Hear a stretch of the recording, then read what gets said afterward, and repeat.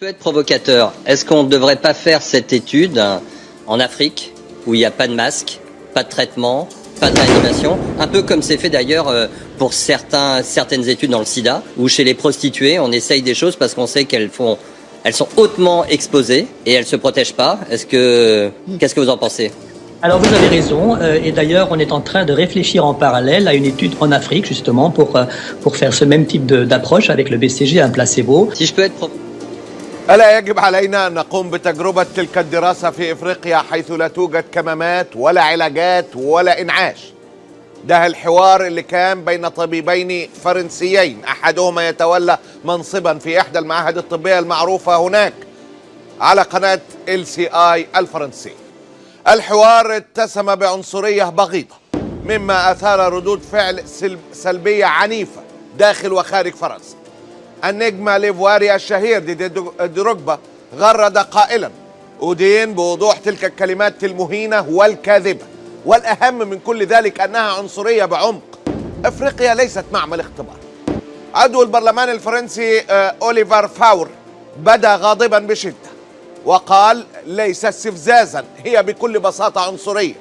أفريقيا ليست مختبرا لأوروبا والأفارقة ليسوا فئرانا. وزيرة التعليم الفرنسية السابقة رفضت أيضا بكل حسم تلك التصريحات العنصرية. المتحدث باسم الرئيس السنغالي انتقد بشدة اعتبار إفريقيا حقل تجارب، موضحا بغضب أن تلك التصريحات نتاج تاريخ استعماري مدمر وحماقة تنعكس في الثقافة. نادي المحامين في المغرب قرر تقديم دعوى قضائية لدى القضاء الفرنسي ضد جون بول ميرا رئيس وحدة العناية المركزة في مستشفى كوشن بباريس بسبب التشهير والعنصرية. عدة هاشتاجات غاضبة انتشرت في سماء الفضاء الإلكتروني: أفريقيا ليست مختبرا، والأفارقة ليسوا فئران تجارب. المعهد الوطني للصحة والبحث الطبي الفرنسي حاول في البداية أنه يبرر التجارب السريرية لمعرفة مدى فعالية لقاح BCG ضد فيروس كورونا بأنه سيتم إجراءها في دول أوروبية، وأن هناك تفكير أن تمتد التجارب لإفريقيا بالتوازي مع أوروبا. المبررات اللي قدمها المعهد لم تكن مقنعة لتصمد أمام الغضب الإنساني الجارف، مما أجبر الباحث كاميلوشت أن يخرج ويعتذر صراحة عن أن تفهم تعليقاته بشكل عنصري ضد أفريقيا.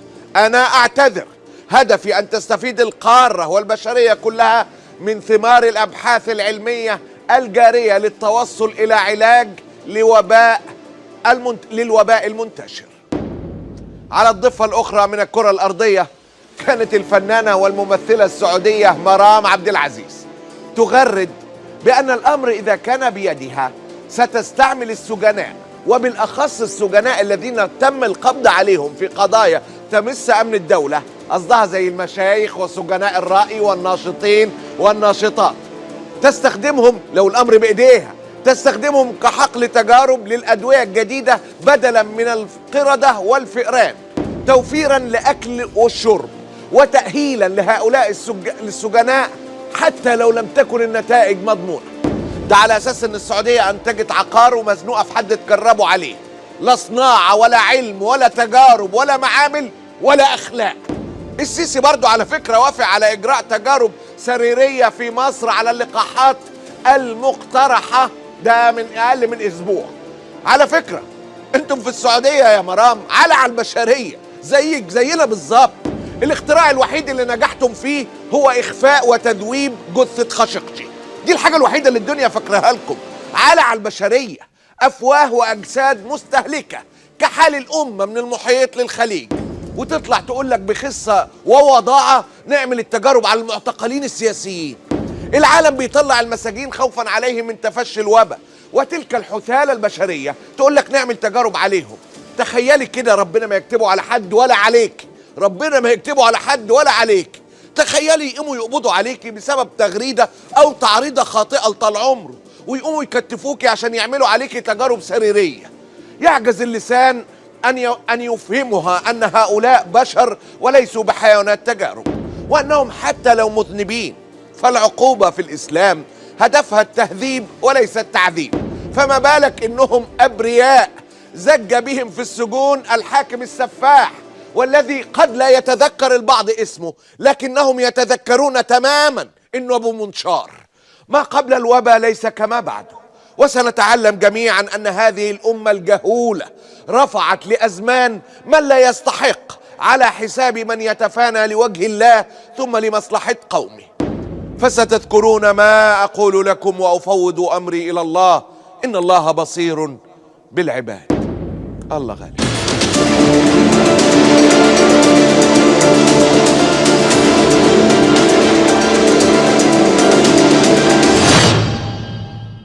فيروس.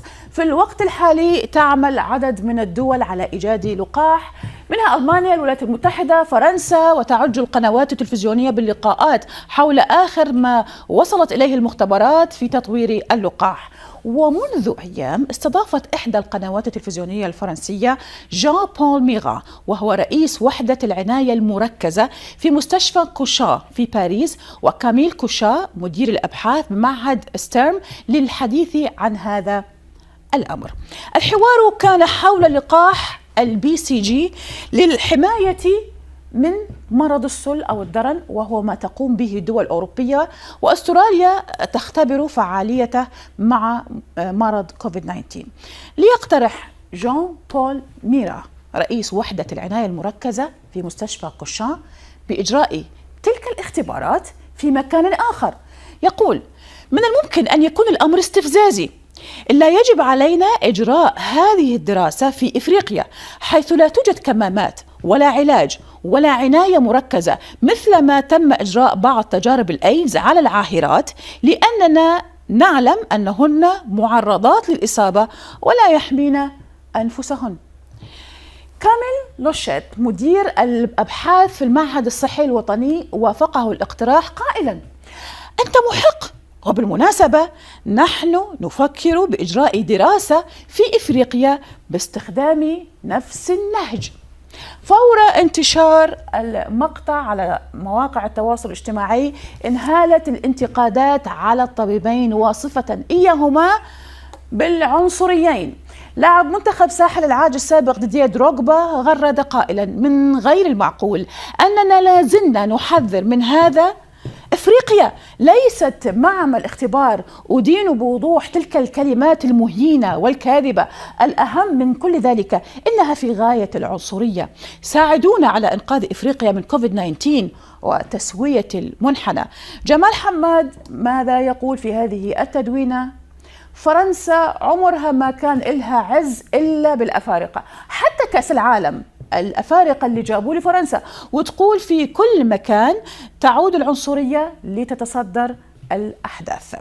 محمود بجبوجي يقول بجبوجي في هذه التدوينة: امرأة سعودية تقترح اختبار لقاح كوفيد-19 على السجناء، وأخرى كويتية تطالب برمي الوافدين بالصحراء، بينما عالمان فرنسيان يقترحان اختبار اللقاح في إفريقيا. تبا للإنسانية التي تحملونها.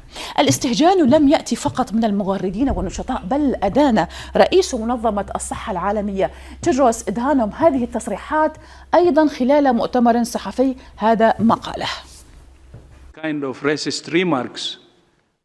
تلك التصريحات العنصرية في الواقع لن تساعد، بل تتعارض مع معنى التضامن. أفريقيا لن تكون ساحة اختبار لأي لقاح، سواء كان ذلك في أوروبا أو إفريقيا أو في أي مكان. سنستخدم البروتوكول المعتاد، وإذا كانت هناك حاجة للاختبار في مكان آخر سيتم المساواة بين البشر. بقايا العقلية الاستعمارية يجب أن تتوقف، ولن تسمح منظمة الصحة العالمية بحدوث ذلك. دكتور ميغا اعتذر عن تصريحاته في بيان يقول فيه: أريد أن أقدم اعتذاري لأولئك الذين أصيبوا بالصدمة وشعروا بالإهانة من الملاحظات التي عبرت عنها بفظاظة هذا الأسبوع. هذه الملاحظات لا تعكس على الإطلاق من أكون وما أفعله كل يوم على مدار 30 عاما تقريبا حتى الآن. أما معهد انسيرم فقد دافع عن تصريحات مدير أبحاثه كاميل لوشيت عبر تويتر تحت هاشتاغ أخبار مزيفة.